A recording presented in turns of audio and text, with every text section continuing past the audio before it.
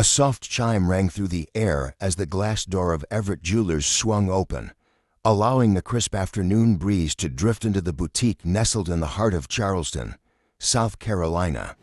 The warm glow of elegantly arranged display cases illuminated rows of dazzling rings, delicate pendants, and timeless heirlooms, each piece whispering stories of love, devotion, and legacy. At the entrance, Margaret stepped inside, adjusting the strap of her well-worn leather handbag. In her late 70s, with silver hair neatly pinned beneath a wide-brimmed hat, she carried an air of quiet grace. Her sharp, dark eyes swept over the familiar space. This was more than just a jewelry store to her. It was a part of her family's history. Everett Jewelers wasn't merely a business. It was her son's lifelong dream brought to life. Daniel, her only child, had poured his heart and soul into this boutique, transforming it into one of Charleston's most renowned jewelers. As Margaret took a deep breath, pride swelled in her chest. She had watched him build this dream from nothing, and now it stood before her, shining just as brightly as the gems within it. Today, Margaret had come with a simple mission: to surprise Daniel. It had become their little tradition. Every few weeks, she dropped by unannounced, bringing lunch from his favorite cafe just a few blocks away. She loved these visits, watching him in his element, engaging with customers, his passion for craftsmanship evident in every interaction. But today, he wasn't there. A young clerk at the front desk greeted her with a polite smile, explaining that Daniel had stepped out for a meeting with a new supplier and would be back shortly. Margaret sighed with a chuckle, shaking her head.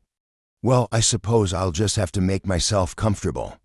She had no idea that this visit would turn out to be anything but routine. Margaret didn't mind waiting. She had always enjoyed taking her time, strolling past the glass displays, letting her thoughts drift as she admired the sparkling treasures surrounding her. Her fingertips brushed lightly against the cool surface of the cases, a quiet appreciation in every touch. Then she saw them, a pair of diamond earrings, dazzling under the soft lighting. Something about them tugged at a distant memory, an echo of the past. They looked just like the pair she had once owned. Before life's hardships, before the sacrifices that forced her to let them go, for a moment, the years melted away. She could almost feel the weight of them against her ears, the way they used to catch the light during elegant evenings long gone. Lost in thought, Margaret leaned in closer, her gaze locked onto the shimmering jewels. Her fingers, almost unconsciously, rested against the edge of the glass. And then a slip, a small miscalculation. Her touch barely nudged the display stand, but it was enough. One of the earrings tipped over, tumbling to the floor with a faint clink. Her heart gave a startled jolt. Margaret exhaled, steadying herself before carefully bending down to retrieve it. Even at her age, she moved with grace, though a flicker of embarrassment crossed her face. Had anyone noticed, just as her fingertips brushed the earring, the sharp click of heels echoed behind her. Margaret looked up. A tall, severe-looking saleswoman loomed over her. The woman was unfamiliar, a new employee, perhaps? Unlike the friendly staff Margaret had come to know, this woman's expression was unreadable. There was no warmth in her gaze, only a calculating coldness. Brushing off the unease creeping into her chest, Margaret smiled gently and straightened up, the earring held delicately in her fingers. "I'm so sorry, dear. I just wanted a closer look. This earring reminds me of a pair I once." She never got to finish. The woman's arms crossed. Her gaze turned razor sharp, her lips pressed into a thin, disapproving line. And then her voice, clipped and icy, sliced through the space between them. "What do you think you're doing?" Margaret blinked, taken aback. She held up the earring in her palm, her voice steady but soft. "I accidentally knocked it over. I was just admiring it, and the woman cut her off. A sneer curled at the corner of her mouth as she leaned in slightly, her words laced with accusation. "Admiring it?" she scoffed. "You mean pocketing it, don't you?" The accusation hung in the air, thick, suffocating. Margaret's breath hitched. "Pocketing it? That's absurd. I've never." But the woman wasn't listening. Her gaze flicked over Margaret, the simple coat, the well-worn handbag, and something ugly twisted in her expression. A quiet, cutting judgment. "People like you don't belong in places like this," she hissed. Her voice was low, but the venom in it struck harder than if she had shouted. Margaret felt the words slice through her. Her fingers trembled as she held out the earring, her voice barely steady. There must be some misunderstanding, but the saleswoman didn't budge. Instead, she snatched the earring from Margaret's palm, the sudden force of it making her flinch. "Save your excuses," she snapped. "I'm calling the police." Margaret's heart lurched. For a moment, she couldn't even process what she had just heard. The police, the sheer absurdity of the accusation, made her head spin. "This wasn't happening. That's not necessary," she said, forcing her voice to stay calm. "I didn't do anything wrong." But the saleswoman was already dialing. Her expression was eerily composed, her voice smooth and practiced as she spoke to the dispatcher. "Yes, I need officers at Everett Jewelers. We caught a woman attempting to steal a diamond earring. She's still here, and I've detained her." Margaret's stomach dropped. "Detained?" She whispered, the word foreign and cruel on her tongue. She took a step back, gripping the strap of her purse, as if the worn leather could somehow ground her in the middle of the chaos. Then the front door swung open. The sharp click of polished boots filled the space. Two uniformed officers strode in, their faces unreadable, their movements precise. They didn't hesitate. They walked straight toward the saleswoman. And just like that, the woman's demeanor shifted. She put on a show, her voice confident, her gestures dramatic. "This woman," she declared, her finger stabbing the air toward Margaret, "was caught red-handed trying to steal. I had to stop her before she could flee." Margaret's hands shook. "I wasn't trying to steal anything," she said, her voice faltering. "It was an accident. Please, I'm the owner's mother." The officers exchanged a glance, but their focus stayed locked on the saleswoman. Then one of them turned to Margaret. His expression was firm, unyielding. "Ma'am, I'm going to need you to step forward." Margaret hesitated. The weight of the moment pressed down on her. She forced herself to take a step, her knees weak, her heart hammering. "Please, this is a mistake," she said, but her voice, once steady, once strong, was barely above a whisper. Before Margaret could utter another word, a sudden yank sent her stumbling.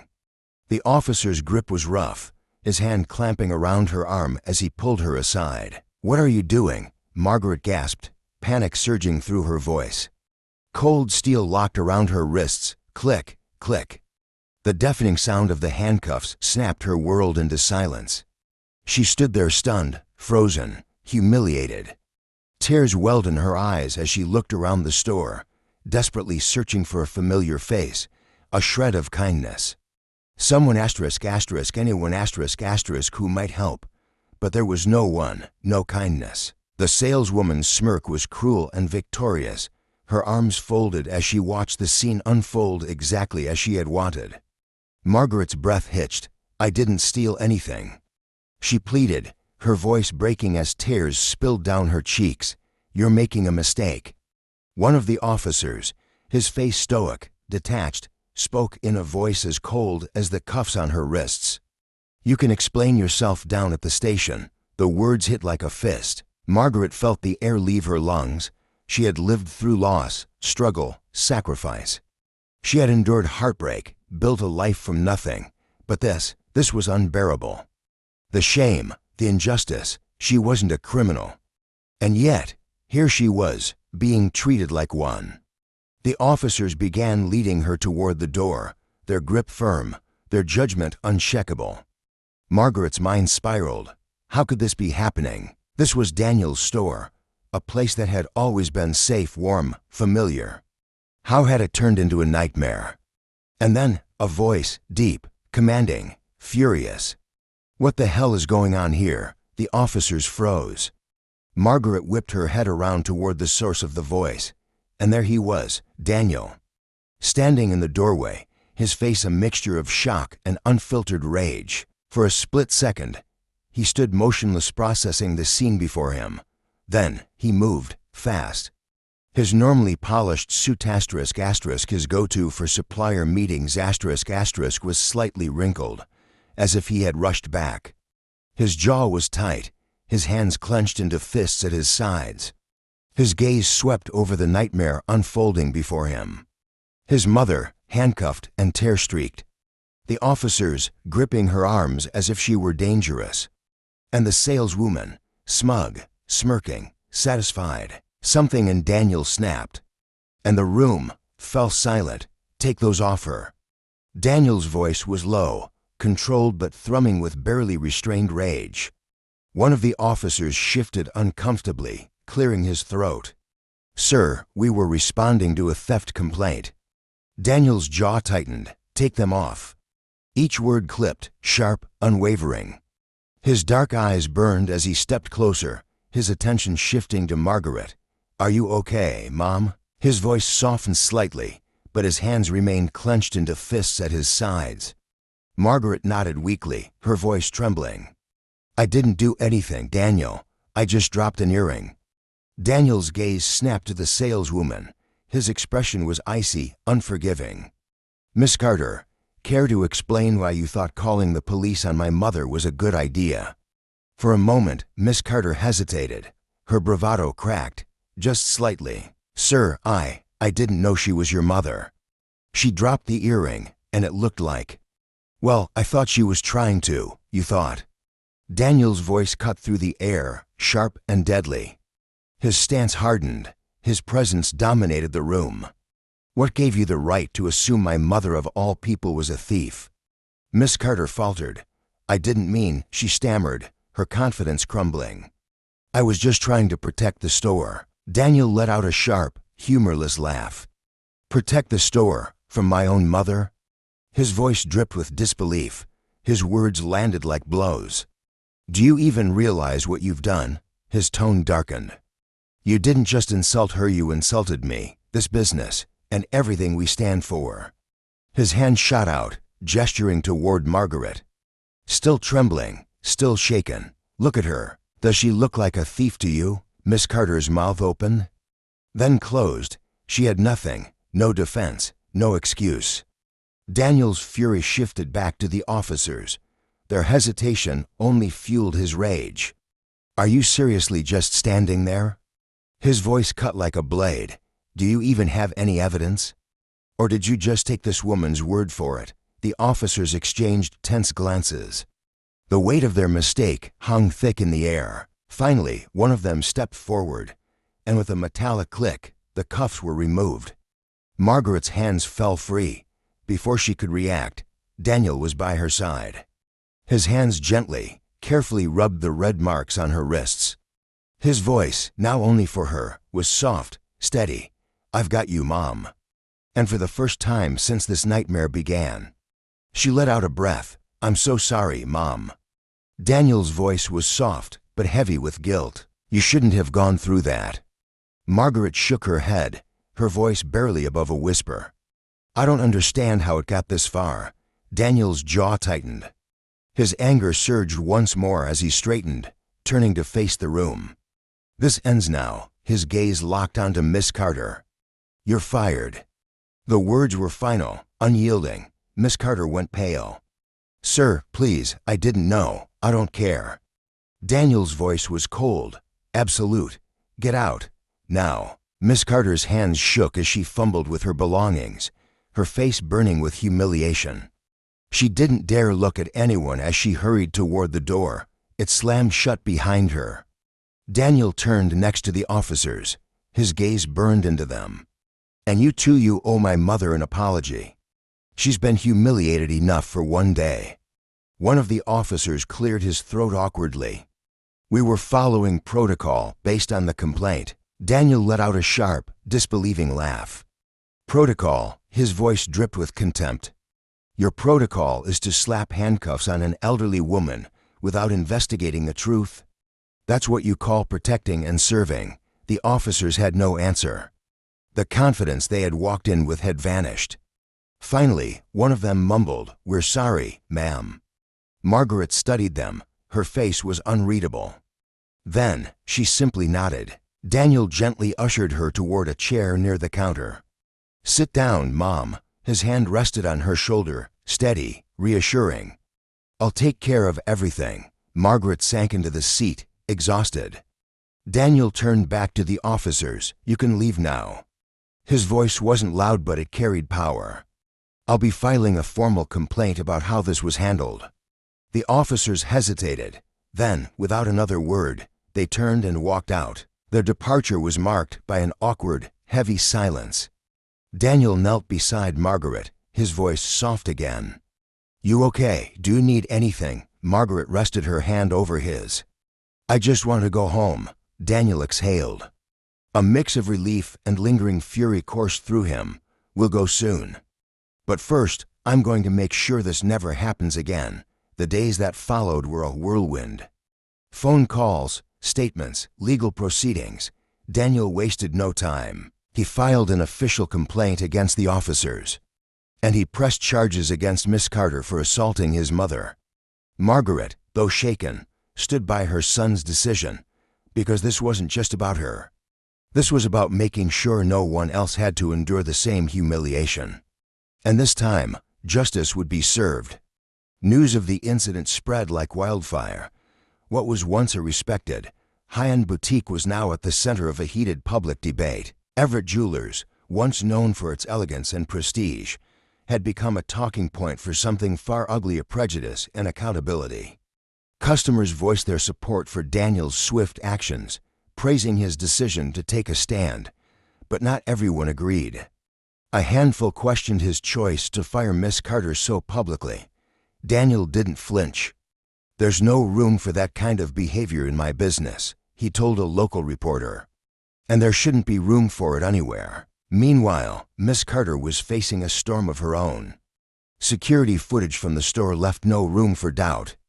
The video captured everything: her aggression, the slap, her blatant refusal to listen to Margaret's explanations, and, just as damning, the officer's rough treatment of an elderly woman who had done nothing wrong. When the footage was released, outrage erupted. The public demanded accountability, and they got it. In court, Miss Carter was no longer the smug, cold woman from that day in the store. Now, she looked small, fragile. Her hands shook as she sat at the defense table. The prosecutor wasted no time. They laid out the evidence, piece by piece.